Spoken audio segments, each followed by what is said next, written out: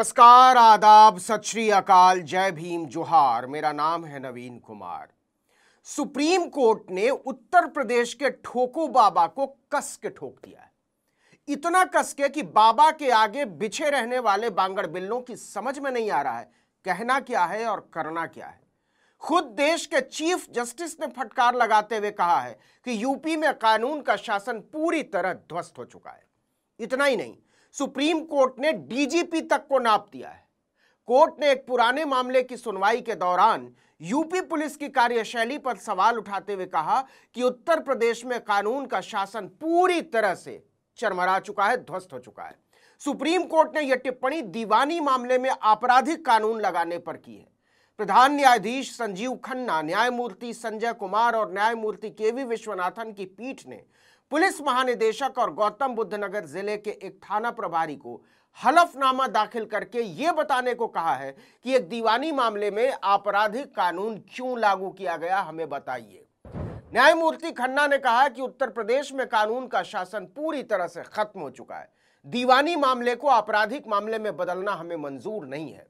Supreme court देबू सिंह और दीपक सिंह की एक याचिका पर चेक बाउंस के एक मामले में नोएडा के सेक्टर 39 थाने में दर्ज एक एफआईआर के औचित्य पर सुनवाई कर रहा था। नोएडा में दोनों के खिलाफ भारतीय दंड संहिता यानी आईपीसी की धारा 406 यानी आपराधिक विश्वासघात, 506 यानी आपराधिक धमकी और 120B यानी आपराधिक साजिश के तहत प्राथमिकी दर्ज की गई थी। इसी को लेकर आरोपियों ने अपने खिलाफ दर्ज एफआईआर को खारिज कराने के लिए सुप्रीम कोर्ट में अपील की थी। आरोपियों ने पहले इलाहाबाद हाई कोर्ट में याचिका दायर की थी, लेकिन हाई कोर्ट ने आपराधिक मामला हटाने से साफ इनकार कर दिया था। इसके बाद आरोपियों ने सुप्रीम कोर्ट की शरण ली और वहां अपील दायर की। पीड़ितों के वकील ने अदालत को बताया कि यह मामला दरअसल दीवानी है, लेकिन प्राथमिकी यानी एफआईआर इसलिए दर्ज कर दी गई क्योंकि दीवानी विवादों में निपटारे में लंबा समय लग जाता है।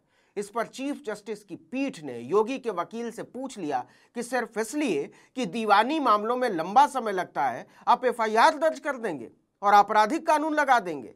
देश की शीर्ष अदालत ने नोएडा के सेक्टर 39 थाने के जांच अधिकारी को निर्देश दिया कि आप निचली अदालत में गवाह के कटघरे में खड़े होंगे और चेक बाउंस के मामले में एफआईआर दर्ज करने का औचित्य बताएंगे। इसके साथ ही सुप्रीम कोर्ट ने नोएडा की निचली अदालत में याचिकाकर्ताओं के खिलाफ आपराधिक कार्यवाही पर रोक लगा दी। हालांकि सुप्रीम कोर्ट ने यह भी कहा कि उनके खिलाफ चेक बाउंस का मामला जो दीवानी मामला था, वो चलता रहेगा। लेकिन योगी सरकार में पुलिस के कामकाज पर जो टिप्पणी है वो ये कि यूपी में पुलिस किसी के उत्पीड़न के लिए किसी भी हद तक जा सकती है। उत्तर प्रदेश में कानून का शासन पूरी तरह ध्वस्त हो चुका है, यह टिप्पणी कोई साधारण बात नहीं है। प्रधान न्यायाधीश ने कहा कि यूपी में जो हो रहा है वो गलत है।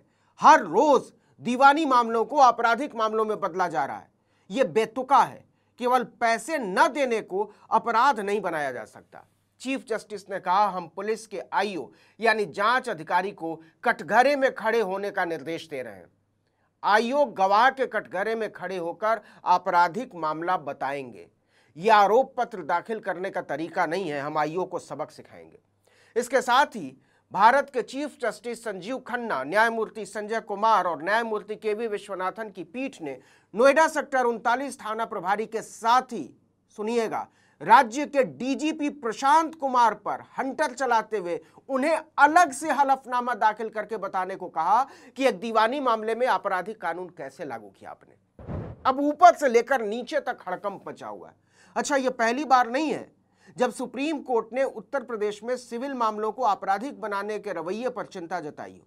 दिसंबर 2024 में भी मुख्य न्यायाधीश संजीव खन्ना ने ही कहा था कि कई राज्यों में यह प्रथा बड़े पैमाने पर शुरू हो गई और खासकर उत्तर प्रदेश में यह चरम पर है, हाइट। कोर्ट का मानना है कि ऐसी प्रथाएं न सिर्फ कानून के दुरुपयोग को दिखाती हैं, बल्कि अदालतों पर अनावश्यक बोझ भी डालती हैं। कहा जा रहा है कि यह प्रवृत्ति उत्तर प्रदेश में लंबे समय से चली आ रही है।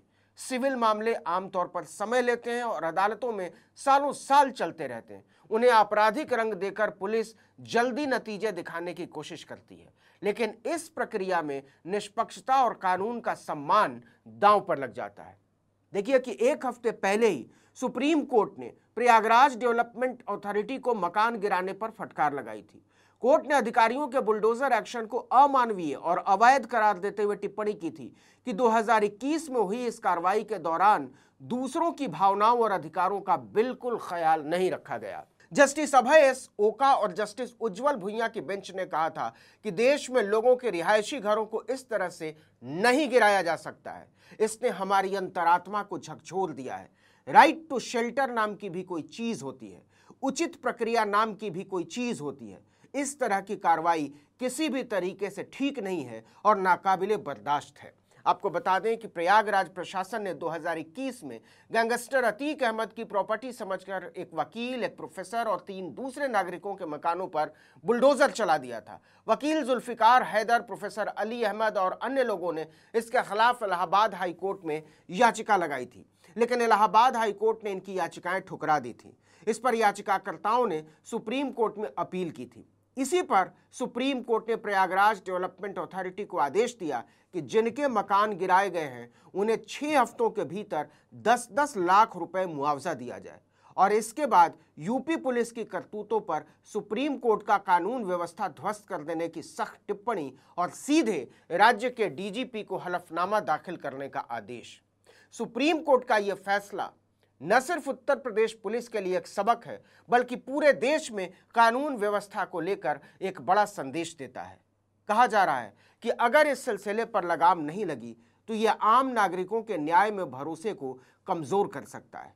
सिविल और आपराधिक कानून के बीच की रेखा को धुंधला करना न केवल व्यक्तिगत अधिकारों का हनन है, बल्कि यह संविधान के मूल सिद्धांतों के भी खिलाफ है।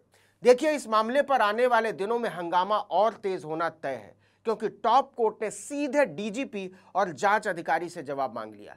अगर पुलिस अपनी गलती स्वीकार नहीं करती तो सुप्रीम कोर्ट के अगले कदम बड़े और सख्त हो सकते हैं। सुप्रीम कोर्ट की यह फटकार उत्तर प्रदेश में पुलिस सुधारों की सख्त जरूरत को उजागर करती है। कानून के शासन का पतन जैसी टिप्पणी न केवल राज्य की छवि को प्रभावित करती है, बल्कि ये सवाल भी उठाती है कि क्या पुलिस आम जनता की सेवा के लिए है या सत्ता के हितों को पूरा करने के लिए। अब गेंद यूपी पुलिस और योगी सरकार के पाले में है। क्या वो इस मौके को सुधार के लिए इस्तेमाल करेंगे या फिर कोर्ट की चेतावनी को हल्के में लेंगे। उत्तर प्रदेश में कानून के शासन को बहाल करने की दिशा में ये एक अहम कदम हो सकता है, बशर्ते सरकार और पुलिस इसकी गंभीरता को समझें। इस वीडियो में इतना ही, लेकिन अगर आपने आर्टिकल 19 इंडिया को अब तक सब्सक्राइब नहीं किया तो फौरन कर दीजिए, बेल आइकॉन दबाइए, घंटी जैसी आकृति, लाइक कीजिए और कमेंट करके बताइए हमारा वीडियो आपको कैसा लगा। हमारा ट्विटर हैंडल है article19_India और मेरा ट्विटर हैंडल है नवीन जर्नलिस्ट। नमस्कार।